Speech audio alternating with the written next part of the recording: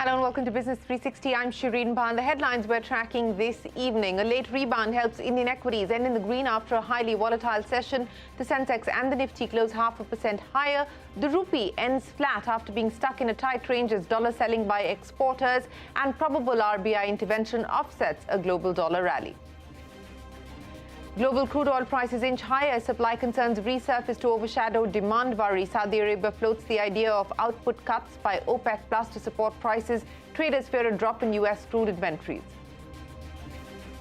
Cipla bets big on its wellness business to drive the next wave of growth. MD and Global CEO Umang Vohra tells CNBC-TV18 he's banking on both acquisitions and new product launches to grow this into a 3,000 crore rupee business over the next 5 years.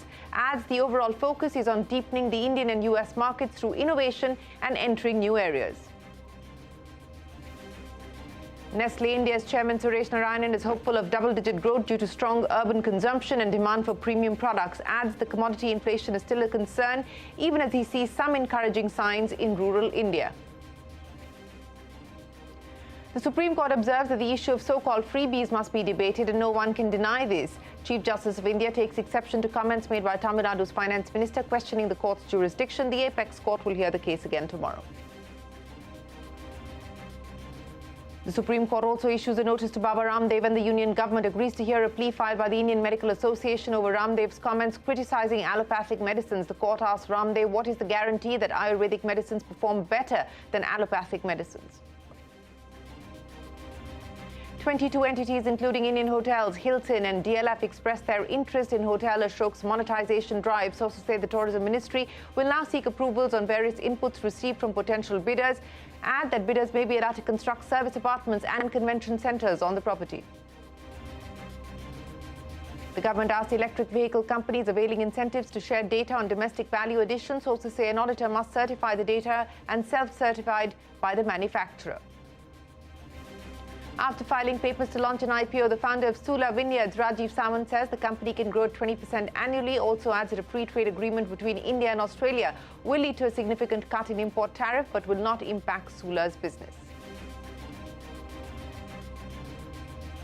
Former U.S. President Donald Trump sues the U.S. government over the FBI raiding his Florida residence, seeks the appointment of a special watchdog to review the documents seized during the raids.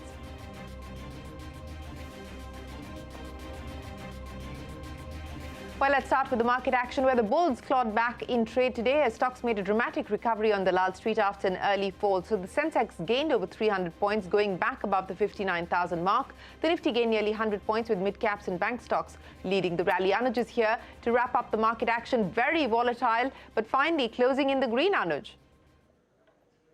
Well, the market had a very strong bounce after the morning session, or rather the first hour, which looked extremely weak because of the global cues. But both the Nifty and the Bank Nifty bounced right from the 20-day moving average. And auto stocks, as has been the case, led the sort of rally once again. In fact, in terms of the auto names, you had Eicher Motors, which made a fresh 52-week high. Mahindra & Mahindra is nearly there, and Tata Motors was also quite strong. Some other heavyweights which sort of participated in the move or led the market move from the lows, Reliance, ICICI Bank and State Bank of India. The commodity stocks also did well today, so names like Tata Steel, Hindalco and Coal India were all higher. The only sort of weak point in the market today was IT, large cap IT in particular. Names like TCS, Infosys and HCL Tech, though off the lows, but still a bit of a weakness for IT names. And in the F&O space, we had some big gainers like RBL Bank, IDFC First Bank and NMDC. All in all, the market's been making these kind of large moves in both directions. But what today has done is it's given us a bit of a line in sand around the 20-day moving average. All right, Anuj, many thanks. But in the currency market, the rupee stuck in a tight range through the day as opposing forces caused some volatility. A global dollar rally locked horns with dollar selling by exporters and what traders believe to be RBI intervention. The domestic currency finally closing flat. In the bond market, bond prices climbed off early lows following comments from the RBI governor that the central bank's recent rate hikes were having an impact on reining in inflation. However, yields remained elevated as traders tracked the rise in crude prices and watched for further cues from the U.S. Federal Reserve's Jackson Hole summit that starts on Friday. Speaking of crude oil prices, the firming up seen in prices overnight continues. Despite choppiness, crude oil prices trading over 1% higher as the focus is now shifted to supply-side factors. This comes after Saudi Energy said OPEC Plus may consider a cut in oil production to stabilize a volatile market and prop up prices. This has overshadowed concerns that global demand may slip on the back of a recession in many major economies. Well, here's a CNBC-TV18 exclusive. Drug maker Cipla has big plans for its wellness business, which includes doubling its revenues from India as well as the US markets over the next 5 years. A large portion of the expansion will come from the wellness business, which has seen some good traction across customer categories. MD and Global CEO Umang Vohra says the plan is to use both acquisitions and new product launches to grow the business fivefold into a 3,000 crore rupee business over the next 5 years. He also told me that the company will work on deepening the Indian and US markets through innovation and entering new areas. Take a look. What we're seeing in India is incredible amounts of deepening of the healthcare market into tier 2 and 6 towns. We are seeing a wave towards wellness. And both of these are opportunities that we want to capitalize, not just for India, but also for the rest of the markets across the world. So that will be growth driver number 1 for us, which is just the deepening of the presence of healthcare in India. And the evolving consumer healthcare space. Let me start by addressing the wellness segment that you spoke of. And as you pointed out, you have aspirations of building that out even further. How much of that is going to be driven inorganically? Is that an active discussion that you're having with potential players at this point in time? And what would the size be of that business, and what kind of investments do you hope to make within that space? So we have very large organic brands in the wellness space, and our objective would be to grow and deepen these organically first. Of course, inorganic is a part of the strategy. But I think if you look at just the depth of our organic brands, we have several brands which are 200 odd crores big. The total business right now is about 600 crores. We can see this business growing on the health side itself to close to about 2,500–3,000 crores over the next 5 years. So we are very bullish about consumer wellness. I think this is a business that will require us to be a lot more D2C oriented as well, in addition to creating equity for these brands with doctors and with patients. So we have large number of brands in the pain space. We have a large franchise in the vitamin space. We are the leaders in the nicotine replacement therapy.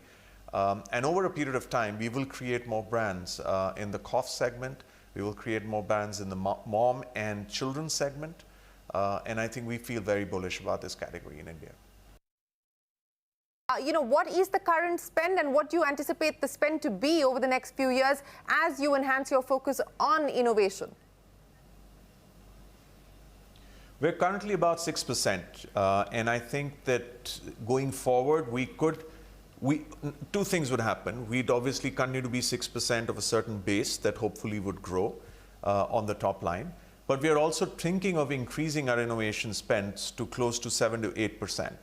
And I don't think in the way we look at our business model today that we can ever be higher than 8%, considering the needs of our stakeholders and what we think we can productively spend on. So I do think innovation spends in the company will increase on the R&D side from 6% to closer to between 7 and 8.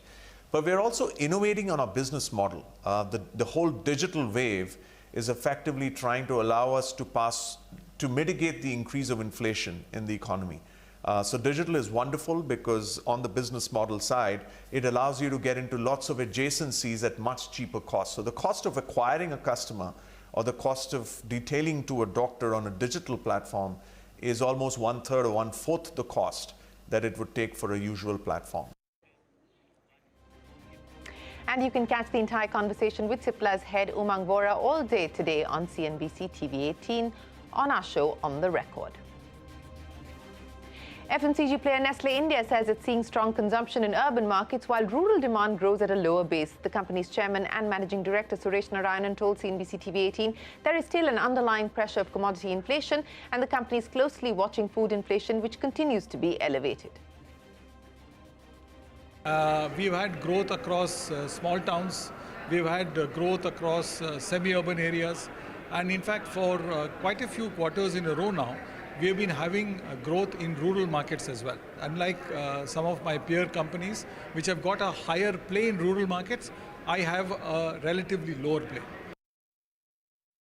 I still am a little bit worried about the underlying commodity inflation that is coming through. Now, one hopes that with a good monsoon, hopefully some of the locally sourced crops that we have, in fact, all of our crops are locally sourced, but nevertheless they are influenced by international prices, that there is some reformation as far as the international prices itself is concerned, which might help us.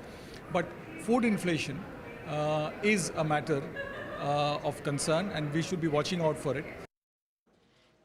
Not just Nestle, other retail players are also upbeat about demand growth. Metro brand says inflation hasn't affected demand as much as was expected, while Shoppers Stop expects strong double-digit growth over pre-COVID levels. Take a look. All of our concepts of Metro, Mochi, Walkway, and Crocs had some very nice gains in all the markets that they operate in all the different categories that we sell in. As we look to the following quarter, the RAI reported strong numbers for July, and Metro is definitely part of that momentum that seems to be happening in India all over. Inflation doesn't seem to have affected the demand as much as one would have thought it might have. We have a very, very strong plan for the full year number, and we would be looking at a significant growth. While I wouldn't want to get into specific numbers, what I would say is that we would be again looking at strong double-digit growth over the pre-COVID numbers. And that obviously is fueled by two factors. One is the growth engine which we have from our like-for-like stores, but apart from that, also an expansion.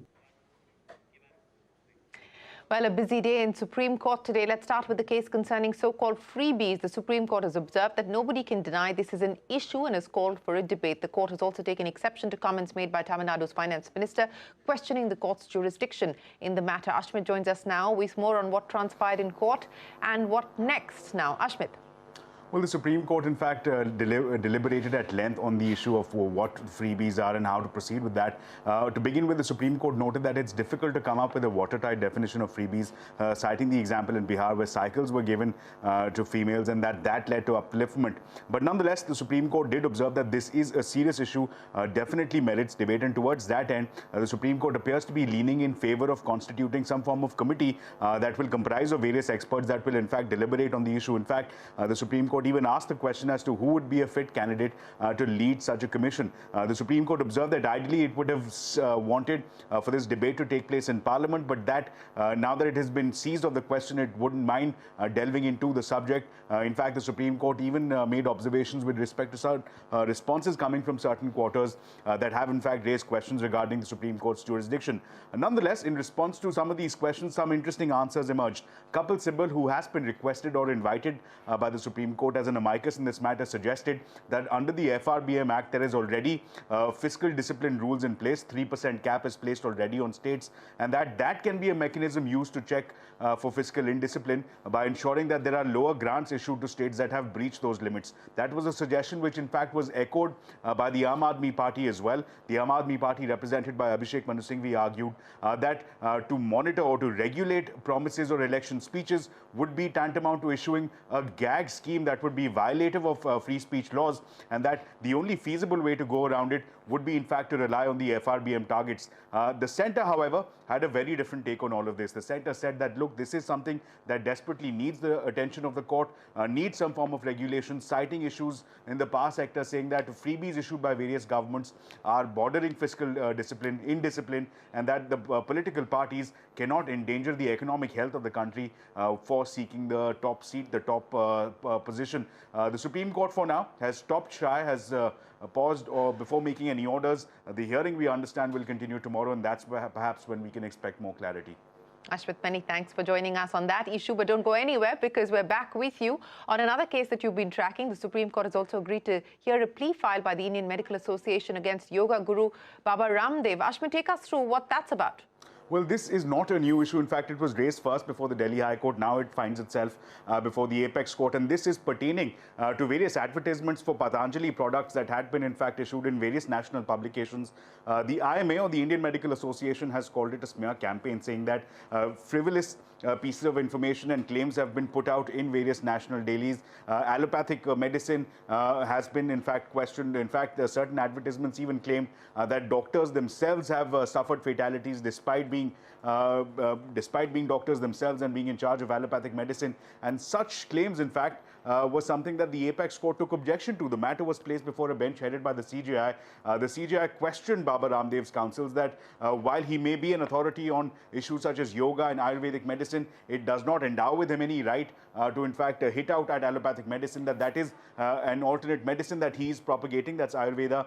But there is no one can stake a claim to Ayurveda being the answer to all forms of illnesses, and that this is something that even the centre will have to consider. The IMA essentially is seeking action by the centre to be initiated against Baba Ramdev, and on that count, the Supreme Court has issued a notice in this IMA application to both Baba Ramdev as well as to the centre, and has sought a reply from both the parties on the concerns that have been raised by the IMA and the call for action against Baba Ramdev. Centre will have to reply on that. Ashwit, many thanks for joining us, and we're not done with news from court. The Supreme Court has formed a 5-judge constitution bench to look into both Uddhav Thackeray and Eknath Shinde's camp's plea, claiming that they are now the official Shiv Sena. The Apex Court had scheduled a hearing on the 25th of this month and had directed the Election Commission not to take any action till the next hearing. The Supreme Court has also agreed to hear a petition challenging the remission granted to the convicts in the 2002 Bilkis Banu case. The plea has sought setting aside of the order granting remission to the convicts and their immediate release. Bilkis Banu, who was a 19-year-old, was 5 months pregnant when she was gang raped during the post-Godhra riots. 14 members of her family, including her 3-year-old daughter, were killed by a mob. All 11 convicts sentenced to life imprisonment were freed after the Gujarat government approved their remission. The Apex Court has declared Section 3, Subsection 2 of the Benami Transaction Prohibition Act as unconstitutional. The clause prescribes that whoever enters into any Benami transaction shall be punishable with imprisonment for a term which may be extended to 3 years, or with fine, or with both. The court said the clause was manifestly arbitrary. The government has asked electric vehicle companies who are availing of incentives to share data on the domestic value addition. Sources say the Heavy Industries Ministry has told manufacturers that they need to get an auditor to certify the data. The move is aimed at ensuring transparency. Parikshit joins us now with more. Parikshit, clearly the government trying to plug the gaps and the loopholes and tighten the process by which incentives can be availed of. There have been a lot of complaints about certain EV companies, about their local value addition, about their supply chains, about how much they are actually localizing in India. And therefore, in order to ensure greater transparency, there has been a circular which has been sent by the Ministry of Heavy Industries to all auto companies to comply with if they want these FAME incentives. Earlier, if you wanted a FAME incentive, you would submit ARAI certification on your domestic value addition in your electric vehicle once. But now what will happen from the 1st of September tentatively is that every EV company will have to comply with a certain domestic value addition formula, and they will have to give domestic value addition compliance for each batch of vehicles they are seeking reimbursements for, subsidies for, from the Ministry of Heavy Industries when it comes to FAME. So you will have to submit data chassis-wise, batch-wise. There will be a formula that will have to be complied with. This will have to be certified by a chartered accountant, self-certification by the companies as well. All of this will have to be uploaded on the FAME portal, on the Ministry of Heavy Industries FAME portal on a regular basis. So this has been put into place for greater checks and balances for companies who are applying for FAME incentives. All right. Thanks very much, Parikshit, for joining us. We will head into a break, but up next, 22 entities, including Indian Hotels, Hilton and DLF, expressed their interest in Hotel Ashok's monetization drive. That and more when we return.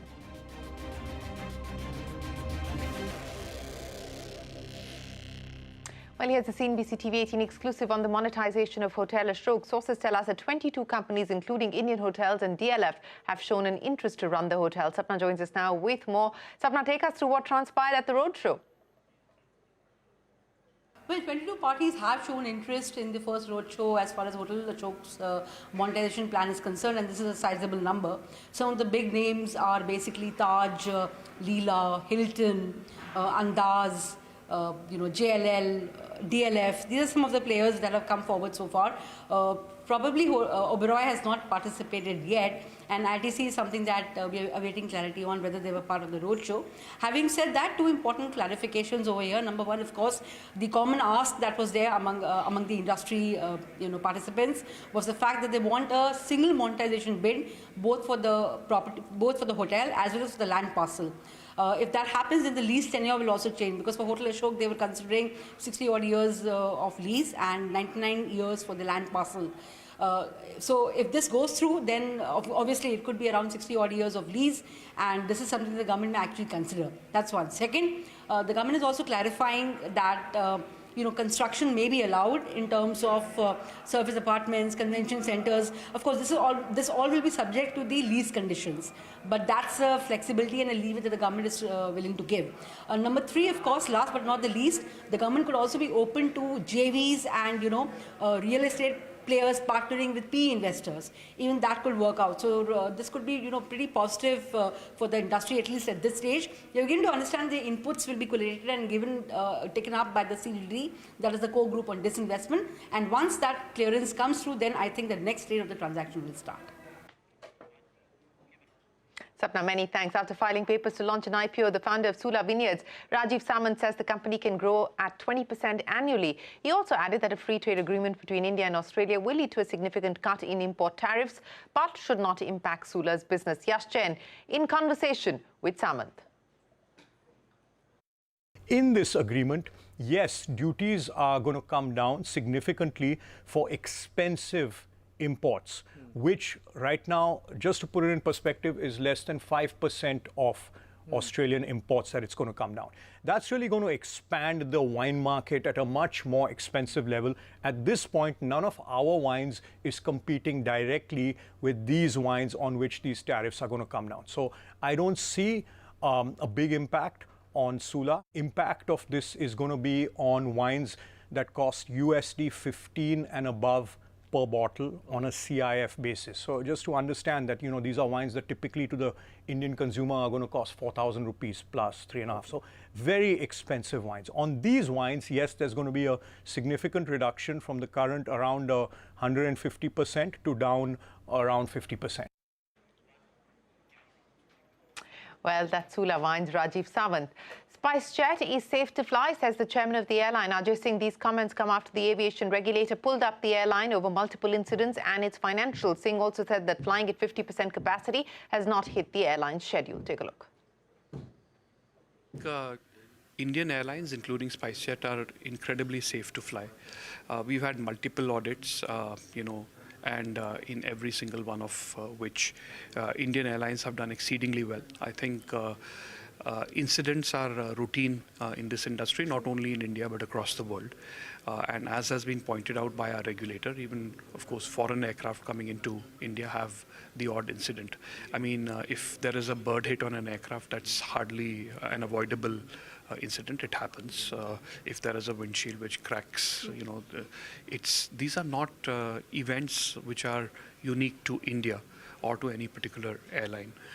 And India has one of the best global safety records, so there is absolutely nothing to worry about.